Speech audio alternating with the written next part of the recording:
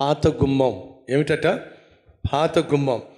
దీనికి మరొక పేరుంది. 2వ రాజుల గ్రంథము 14వ అధ్యాయము 13వ వచనంలో మధ్యలో నుంచి చదువుతున్నాను. ఎఫ్రాయిము గుమ్మము మొదలుకొని మూల గుమ్మము వరకు యెరూషలేము ప్రాకారమును 400 మూరల పొడుగున పడగొట్టెను.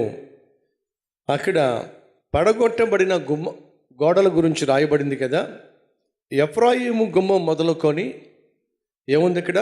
మూల గుమ్మము. ఈ మూల గుమ్మాన్ని ఏమన్నారో తెలుసా? పాత గుమ్మము అన్నారు.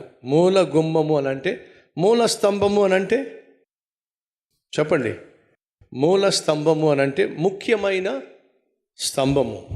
దాని అంతటికి మూల కారకుడు అని అంటే అర్థం ఏమిటి? కారకుడు వేరు, మూల కారకుడు అంటే అసలైన కారకుడు. మూల గుమ్మము అనేది అక్కడున్న గుమ్మములలో అసలైనటువంటి గుమ్మముగా భావించవచ్చు. మూల గుమ్మము లేదా పాత గుమ్మము, ప్రాచీనమైన గుమ్మము. ప్రాచీనమైనది ఏమిటి? ప్రాచీనము అంటే ఎప్పటి నుంచో ఉన్నది. ఎప్పటి నుంచో ఉన్నది ఏంటో చెప్పండి. ఆది నుండి ఉన్నది ఏంటో చెప్పండి. ఆది నుండి ఉన్నది ఏంటో చెప్పండి. చెప్పండి. ఆది యందు వాక్యం ఉండెను, వాక్యము దేవుని యొద్ద ఉండెను, వాక్యము దేవుడై ఉండెను. అర్థమవుతుందా? ఈ గుమ్మము వాక్యమునకు సాదృశ్యం, విలువలకు సాదృశ్యం. అనగా నువ్వు రక్షించబడ్డావు. రక్షించబడిన నువ్వు ఇతరుల రక్షణ కోసం ప్రాకులాడాలి. అదే సమయంలో నీకు ఖచ్చితంగా కావలసింది ఏమిటంటే మూల గుమ్మము, మూలాలు ఉండాలి. ఆ మూలాలకు ఆధారం దేవుని వాక్యం. ఆ వాక్యాన్ని ఖచ్చితంగా నువ్వు చదవాలి. వాక్యాన్ని చదవకుండా, వాక్యం ధ్యానించకుండా నీ జీవితంలో సత్యం ఏమిటో తెలుసుకోవడం కష్టం. మీరు సాధారణంగా భోజనం చేస్తారు కదా. ప్రతిరోజు ఏం తింటారు చెప్పాలి? అన్నం తింటారు.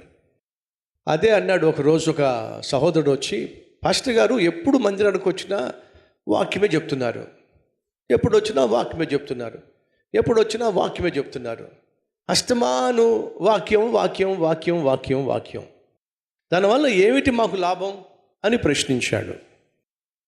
అప్పుడు పాస్టర్ గారు అన్నారు, బాబు ప్రతిరోజు నువ్వేం తింటావు?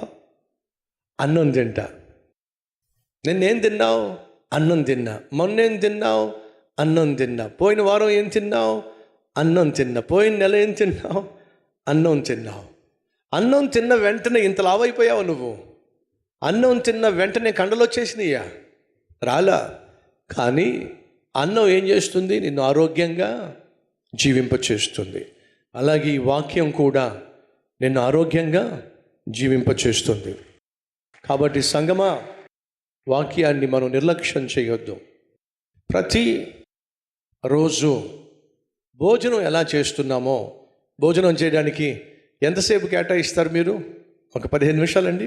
నేను సాధారణంగా భోజనానికి కూర్చున్నాను అనుకోండి, మ్యాక్సిమం 7 మినిట్స్, ఇంకొంచెం అయితే 8 మినిట్స్. సాధారణంగా 7-8 మినిట్స్ కంటే ఎక్కువసేపు నేను అక్కడ కూర్చోవడానికి ఇష్టపడను.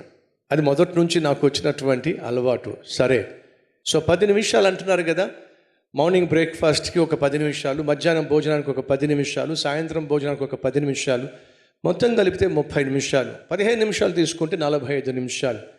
45 నిమిషాలు భోజనానికి మీరు ఏ విధంగా టైం ఇస్తున్నారో, అలాగే ఒక 30 నిమిషాల నుంచి 45 నిమిషాలు బైబిల్ చదవడానికి కనుక మీరు టైం ఇస్తే, శారీరకంగా మీరు ఆరోగ్యంగా ఉండాలంటే ఆహారం ఎంత అవసరమో, ఆత్మీయంగా మనము ఆరోగ్యంగా ఉండాలంటే ఖచ్చితంగా వాక్యాన్ని కూడా మనం అలాగే చదవాలి. మళ్ళా చెప్తున్నా, మనం అన్నం తింటున్నాం, అన్నం తినేస్తున్నాం. తినేసిన తర్వాత అది ఏ విధంగా లోపలికి వెళ్ళి అది బలంగా మారుతుంది మనకు తెలియదు. కానీ మనం అన్నం తిన్నామంటే ఆకలి తీరుతుంది, నీళ్లు తాగామంటే దాహం తీరుతుంది. నీళ్లు ఏ విధంగా దాహాన్ని తీరుస్తున్నాయో మనకు తెలియదు, కానీ దాహం తీరుతుంది. అన్నం భోంచేస్తే ఆకలి ఏ విధంగా తీరుతుందో మనకు తెలియదు, కానీ ఆకలి తీరుతుంది.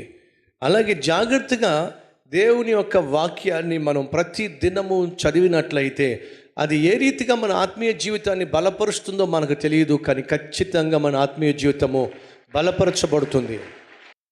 ఆరోగ్యాన్ని, ఆత్మీయతకు అనుగ్రహించేది దేవుని వాక్యం. సంగమా, వాక్యాన్ని దయచేసి నిర్లక్ష్యం చేయకండి. అట్టి విశ్వాసం కలిగిన వాళ్ళు 2 చేతులు పైకెత్తి ప్రభువు ప్రార్థన చేద్దాము.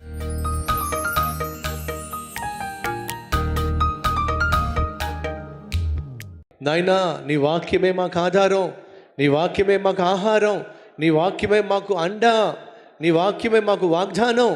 నీ వాక్యాన్ని ప్రభువా పెడ చెవిన పెట్టక నీ వాక్యమును ధ్యానించే మనస్సు, నాయన నీ వాక్యానుసారంగా జీవించే హృదయం మా అందరికీ దయచేయండి అయ్యా. ప్రతి ఒక్కరికి వాక్యం పట్ల శ్రద్ధనివ్వండి అయ్యా. వాక్యాన్ని బాధ్యత కలిగి, భారము కలిగి, భాగ్యంగా ఎంచి చదివేటటువంటి అలవాటు దయచేయండి అయ్యా. నాయనా, నీతో మొదటి గడియ, నాయన నీతో సాయంత్రం పోయే ముందు ఒక గడియ గడిపే మనస్సును ప్రతి ఒక్కరికి దయచేయండి.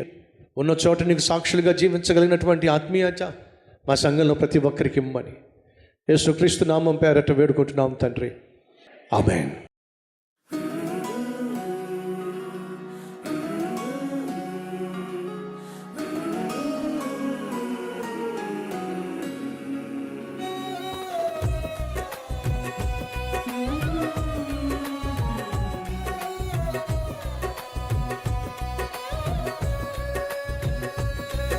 డియర్ ఫ్రెండ్స్, ఈరోజు అందించిన ఈ క్లుప్త సందేశం మీకు నిజంగా ఆశీర్వాదకరంగా ఉంటే లైక్ చేయండి, 10 మందికి షేర్ చేయండి. అలాగే ఓ చక్కని కామెంట్ పెట్టి మీ యొక్క అభిప్రాయం తెలియచేయాల్సిందిగా కోరుతూ మళ్ళీ కలుసుకుందాం. అంతవరకు సెలవు.